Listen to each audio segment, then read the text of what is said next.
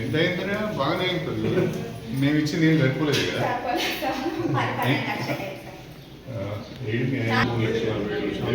ఇంకో last final bill 1,60,000 రావాలి. వస్తే 5 లక్షలు నువ్వు ఒక చేతి నుంచి వేడి పెట్టుకుంటావు.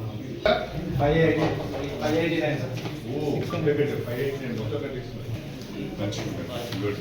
ఇట్లా కట్టుకోవాలి, కష్టమైన ఇట్లాండి బాగా పెడతారు. రండి కుమార్ లేడు. శ్రీహర్ సార్ వచ్చిన తర్వాత వాటిని మనం తెచ్చుకొని ఈరోజు 1600 క్వింటాలు అయితే కళ్ళంలో ఫంగస్ వచ్చి మొక్కజొన్నలు పందులు కూడా బుక్ అయిన భయంతో రైతు టెన్షన్గా విధంగా మార్కెట్ ద్వారా విపరీతమైన కృషి చేసిండు కడియం శ్రీహర్ గారు. అయితే మరి పెద్ద ఎత్తున నష్టపోకుండా జీవితాంతం మనం మార్కెట్ ఆధ్వర్యంలో మొక్కనికంటే రాజకీయ లబ్ధి కొరకు ఒకరిద్దరు వచ్చి కళ్ళాల దగ్గర నిలబడి జెండాలు కప్పుకొని ఒక ఫోటో దిగి ఈ సోషల్ మీడియాలో ఏదో ఒకటి పెడతాను, కానీ రైతులుగా ప్రజలుగా మనం నిజాన్ని ఆలోచించాలని మీ దృష్టికి తెస్తాను. ఇవాళ కడియం శ్రీహర్ గారు వచ్చిన తర్వాత రోడ్లు బాగుపడ్డాయి, బిల్డింగ్లు బాగుపడ్డాయి, కమ్యూనిటీ భవనాలు తెచ్చుకున్నాం. ఒక్క మన మండలంలోని ఎస్టీ తండాలకు 35 కోట్ల రూపాయల లింక్ రోడ్లను కాళ్ళకు బురదండకుండా చేసుకున్నాం. ఇవాళ మే నెలలో కూడా ఏ చెరువులో కూడా నీళ్లు ఉన్నాయి బ్రహ్మాండంగా. మాకు 2 సార్లు ఇంత మునుపు వీరస్వామి గారు అన్నట్టు ఇక్కడ ఉండబడే కార్యకర్తలు మేము, ఆంజనేయులు, మాళ్ళ వీరస్వామి, మాళ్ళ రాజు అందరం కూడా టీసులో జీడికల్లికి పోయే కెనాల్ నుండి మన కెనాల్కి రావడానికి ఆ రోజు మనం ప్రయత్నం చేసుకున్నాం. ఆ కుంట మత్తడి పోసుకొని ఈ కెనాల్ ద్వారా వచ్చి మన వెనక నుండి మన చెరువు నిండడానికి అప్పటికే అశ్రావుపేట రిజర్వాయర్, అటు నవాపేట అశ్రావుపేట రిజర్వాయర్, గన్పూర్ రిజర్వాయర్ నుండి వచ్చే కెనాల్స్ అన్ని తిరిగి ఈ పట్టాలవతల రైతులందరికీ నీళ్లు వారి సహకారంతో మేము తిరిగి అధికారులతో కలిసి రైతులకు అందించినాం. ఇటుపక్క మొత్తం అశ్రావుపేట రిజర్వాయర్, బొమ్మకూరు రిజర్వాయర్ నుండి 20 సంవత్సరాల నుండి రాని నీళ్లు మంగళతండ వరకు అందించి వాళ్ళతోటి పెద్ద పండుగ కూడా రైతులు సంతోషంగా సార్ ఒక్క ఫోటో పెట్టుకొని రేవంత్ రెడ్డిది కడియం శ్రీహర్ది పెట్టి పాలాభిషేకం చేసుకున్నారు సంతోషంగా. ఇన్నేళ్ల నుండి ఎవరు పట్టించుకునే నాయకులు లేడని. ఈ రకంగా మన నియోజకవర్గానికి ఈ మండలంలో ఏ రకంగా చేసుకుంటూ పోతుండో అదే రకంగా ఈ నియోజకవర్గంలో 1600 కోట్ల రూపాయలు తీసుకొచ్చి గతంలో స్వాతంత్రం వచ్చిన కాంచెలు ఇంతవరకు ఎంతమంది మంత్రులు చేసినా, ఎమ్మెల్యేలు చేసినా ఇన్ని నిధులు ఎవరు తెచ్చి రికార్డు మళ్ళీ ఫ్యూచర్లో కూడా బ్రేక్ చేయనంతగా ఈ నియోజకవర్గాన్ని తెలంగాణ రాష్ట్రంలోనే అభివృద్ధిలో ముందంచలు ఉంచుతున్నాను అంటే అదొక కడియం శ్రీహర్ గారి వల్లనే సాధ్యమవుతుందని ఈ సందర్భం కూడా ఏర్పాటు చేస్తున్నా. ఏదేమైనా మనం అందరం వారి అడుగుజాడల్లో నడిచి వారికి మద్దతునిచ్చుకుంటా కడియం శ్రీహర్ నాయకత్వాన్ని బలపరుచుకుంటా మన నియోజకవర్గాన్ని ఇంకా అత్యున్నత స్థాయికి తెలంగాణ రాష్ట్రంలోనే తీసుకుపోయే విధంగా మరి మనం అందరం వారికి మరి సపోర్ట్గా ఉండాలి. వారికి కూడా దేవుడు ఆరోగ్యాలు మరి మంచిగా రెడ్డి గారు నమస్కారాలు తెలియజేసుకుంటున్నాను. వాస్తవంగా నిడిగొండ గ్రామంలో ఓ 15 రోజుల క్రితమే కార్యక్రమం పెట్టుకుందామని చెప్పి నేను వీరస్వామి గారితోని, నరసింహారెడ్డి గారితో మాట్లాడినప్పుడు ఇంకా మాకు ధాన్యము కొనుగోలు కేంద్రాలకు రావడం లేదు, మా దగ్గర కొంచెము కోతలు ఆలస్యంగా వస్తాయి కాబట్టి కోతలు ప్రారంభమైన తర్వాత ధాన్యం వచ్చిన తర్వాతనే మనము కొనుగోలు కేంద్రాన్ని ప్రారంభించుకుందామని చెప్పడం వలన ఆలస్యంగా ఈరోజు మనం ఇక్కడ కొనుగోలు కేంద్రాన్ని ప్రారంభించుకోవడం జరిగింది. రైతులందరూ కూడా ఆలోచించాలని చెప్పి నేను కోరుతున్నా. రాష్ట్రంలో మునుపెన్నడూ లేని విధంగా ధాన్యం దిగుబడి వస్తున్నది. ప్రధానంగా ఈ సంవత్సరం దాదాపు 13.5 లక్షల ఎకరాలలో మక్కలు సాగు చేశారు. ఈసారి మక్క కూడా బ్రహ్మాండంగా దిగుబడి వచ్చింది. ఎకరానికి 40 క్వింటాల చొప్పున ఈరోజు మొక్కజొన్న దిగుబడి వచ్చింది. అదేవిధంగా గోదావరి జలాల పుణ్యమా అని చెప్పి మన నియోజకవర్గంలో కూడా వరిధాన్యం దిగుబడి కూడా గణనీయంగా పెరిగింది.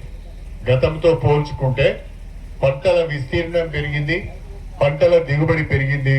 దీనికి ప్రధానమైన కారణం రైతుల కష్టం అని చెప్పడంలో నాకు ఎలాంటి సందేహం లేదు. కాబట్టి రైతులకు అవసరమైన సాగునీరు కానీ, రైతులకు అవసరమైన ఉచిత కరెంటు, రైతులకు అవసరమైన పెట్టుబడి సాయం రైతు భరోసా ద్వారా ప్రభుత్వం అందిస్తున్నది. కాబట్టి రైతులు కూడా ఉత్సాహంగా ఈరోజు వ్యవసాయం చేస్తున్నారు.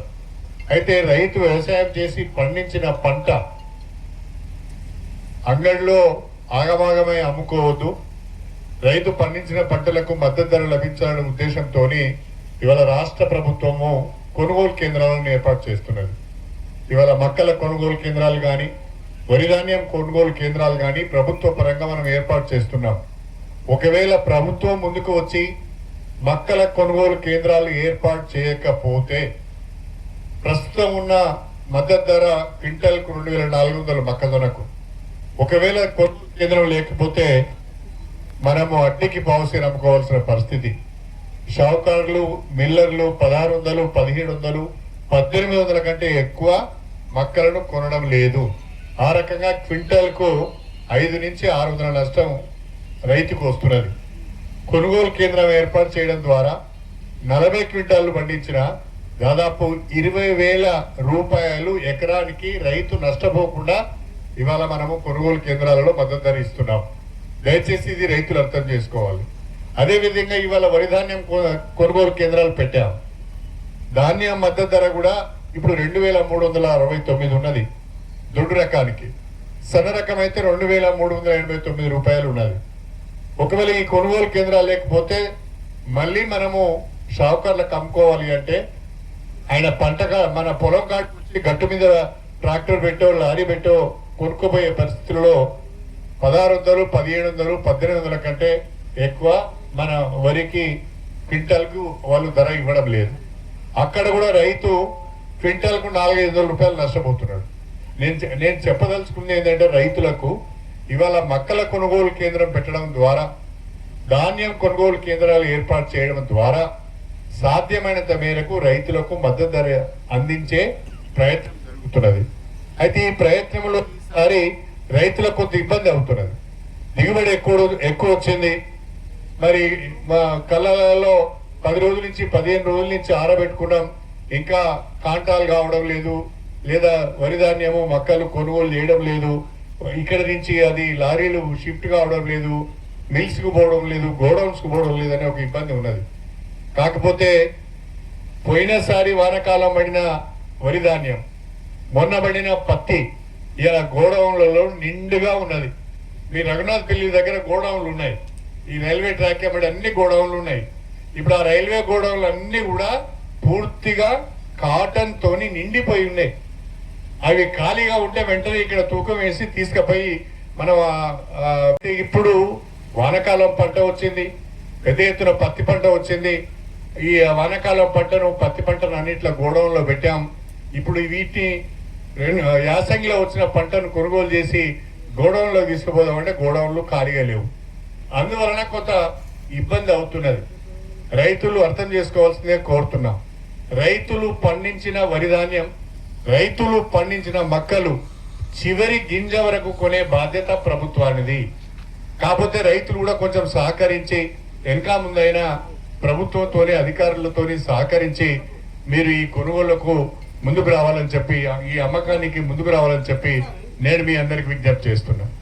మీకు ఇంకొక విషయం కూడా చెప్పాలి. ఇవాళ మనం వరి ధాన్యాన్ని కొంటున్నాం, మద్దతు ధర ఇచ్చి కొంటున్నాం, 2,369 రూపాయలు ఇచ్చి కొంటున్నాం. ప్రభుత్వం కొన్న తర్వాత తిరిగి మిల్లర్లకు అమ్మాలంటే వాళ్ళందరూ రింగ్ అవుతున్నారు. వాళ్ళందరూ రింగ్ అయ్యి వాళ్ళు టెండర్లు ఎట్లా వేస్తున్నారు అంటే 1700, 1800, 1900 రూపాయలకే క్వింటాల్కు టెండర్ వేసి మనం ఉన్న 2,369 రూపాయలు కాకుండా 1800, 1900కే రైస్ మిల్లర్స్ కొంటున్నారు. ఆ రకంగా ప్రభుత్వానికి ప్రతి సంవత్సరం ధాన్యం కొనుగోలు పైన 4 నుంచి 5,000 కోట్ల రూపాయల నష్టం వస్తుంది. అయినా రైతు నష్టపోవద్దు, రైతు ఆగం కావద్దు, వ్యవసాయము ఇబ్బందిలో పడవద్దనే ఉద్దేశంతోనే 4-5 కోట్ల రూపాయలు ప్రభుత్వానికి నష్టం వచ్చినా రైతుకు మద్దతు ధర లభించాలనే ఆలోచనతోని ఈ ధాన్యం కొనుగోలు కేంద్రాలు పెట్టుకున్నాం. మనం తెలంగాణ రాష్ట్రంలో మాత్రమే ధాన్యం కొనుగోలు కేంద్రాలు ఉన్నాయి.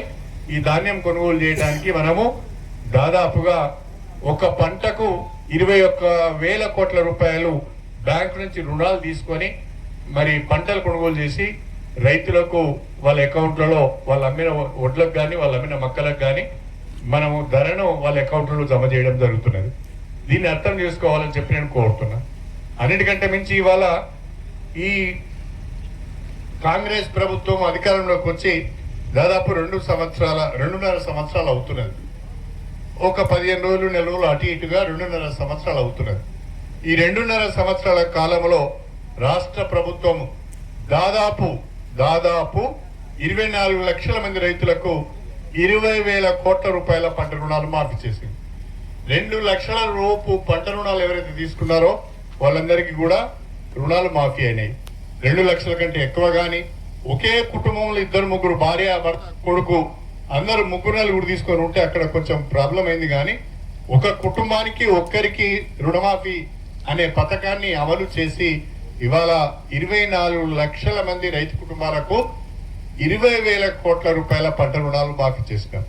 ఈ 2.5 సంవత్సరాల కాలంలో రైతు భరోసా కింద ఎకరానికి 12,000 రూపాయల చొప్పున 27,000 కోట్ల రూపాయలు రైతు భరోసా రూపంలో రైతులకు పెట్టుబడి సహాయం అందించడం జరిగింది. ఇవాళ మనం గమనించాలి, రాష్ట్రంలో విద్యుత్ వినియోగం పెరిగింది, రాష్ట్రంలో పంటల విస్తీర్ణం పెరిగింది, రాష్ట్రంలో పంటల దిగుబడి పెరిగింది.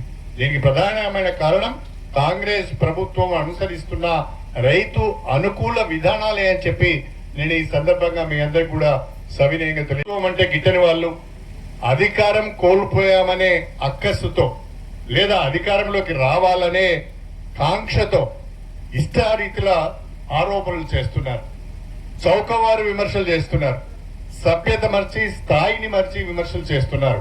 కానీ వాళ్ళు అధికారంలో ఉన్నప్పుడు ఏం జరిగిందో ఒకసారి ఆలోచించుకుంటే మంచిది అని చెప్పి నేను ఈ సందర్భంగా కోరుతున్నాను. విమర్శలు చేయడము చాలా తేలిక, కానీ అధికారంలో ఉన్నప్పుడు పనులు చేయడము చాలా కష్టంతో కూడుకున్న పని అని చెప్పి ఈ సందర్భంగా నేను తెలియజేస్తున్నాను. గతంలో రైతుల ఆత్మహత్యలు అయినాయి, తర్వాత కూడా రైతుల ఆత్మహత్యలు జరుగుతున్నాయి. కాకపోతే గతం కంటే ఇప్పుడు కొంచెం ఆత్మహత్యలు తగ్గినాయి అని చెప్పి కూడా నేను ఈ సందర్భంగా మీ అందరికి తెలియజేసుకుంటున్నాను. దయచేసి రాష్ట్ర ప్రభుత్వం చేస్తున్న ఈ రైతు అనుకూల పథకాలు కానీ రైతు అనుకూల నిర్ణయాలు విధానాలు కానీ మీరందరూ గమనించాలని చెప్పి నేను ఈ సందర్భంగా మీ అందరికి కూడా విజ్ఞప్తి చేస్తున్నాను. అదేవిధంగా నిడిగొండ గ్రామానికి సంబంధించినంత వరకు ఈ గ్రామం ఒక మాటలో చెప్పాలంటే కాంగ్రెస్ పార్టీకి పెట్టని కోట. రాష్ట్రంలో ఏ పార్టీ అధికారంలో ఉన్నా నిడిగొండలో మాత్రము కాంగ్రెస్ పార్టీ అభ్యర్థులే గెలుస్తూ వచ్చారు సర్పంచులుగా. ఇప్పుడు కూడా మరి మన వీరస్వామి గారిని పేదవారికి ఇల్లు వచ్చిన దాఖలాలు లేవు. ఇప్పుడు మాత్రమే కాంగ్రెస్ ప్రభుత్వం వచ్చిన తర్వాత ఇందిరమ్మ రాజ్యంలో ఇందిరమ్మ ఇల్లు వచ్చినాయి. నేను ఇవాళ విమర్శలు చేసే వాళ్ళందరికీ ఒక మాట చెప్పదలుచుకున్నా. స్టేషన్ గన్పూర్ నియోజకవర్గంలో మీరు ఏ గ్రామానికైనా వెళ్ళండి, ఏ తండాకైనా వెళ్ళండి, ప్రతి గ్రామంలో ప్రతి తండాలో కనీసము 5, 10, 15, 20, 25, 30, 40 ఇండ్లు నిర్మాణంలో ఉన్నాయి అని చెప్పి నేను ఈ సందర్భంగా తెలియజేసుకుంటున్నా. ఇవాళ ఇందిరమ్మ ఇల్లు రాని గ్రామం లేదు, ఇందిరమ్మ ఇల్లు రాని తండాలు లేవు. ప్రతి ఊర్లో కూడా లబ్ధిదారులు సంతోషంగా ముందుకు వచ్చి ఇవాళ ఇల్లు నిర్మాణం చేపడుతున్నారు. వాళ్ళ స్వంత కాంగ్రెస్ ప్రభుత్వం అని చెప్పి ఈ సందర్భంగా మీకు సవినయంగా తెలియజేసుకుంటున్నాను. అదేవిధంగా నిడిగొండ గ్రామంలో ఇంకా మాకు చాలా సీసీ రోడ్లు కావాలి, వాళ్ళు కూడా చాలా ఉంటారు. ప్రజలకు ఉపయోగపడని వాళ్ళు నానా రకాలుగా మాట్లాడుతుంటారు. దాన్ని గమనించాలని చెప్పి మరి మీ యొక్క నిండైన ఆశీర్వాదం రాష్ట్రంలో ఉన్న కాంగ్రెస్ ప్రభుత్వానికి ఉండాలి, మీ నిండైన ఆశీర్వాదం పనిచేస్తున్న ఎమ్మెల్యే గారికి కూడా ఉండాలి అని చెప్పి ఈ సందర్భంగా మీ అందరూ కూడా కోరుకుంటూ మీ అందరి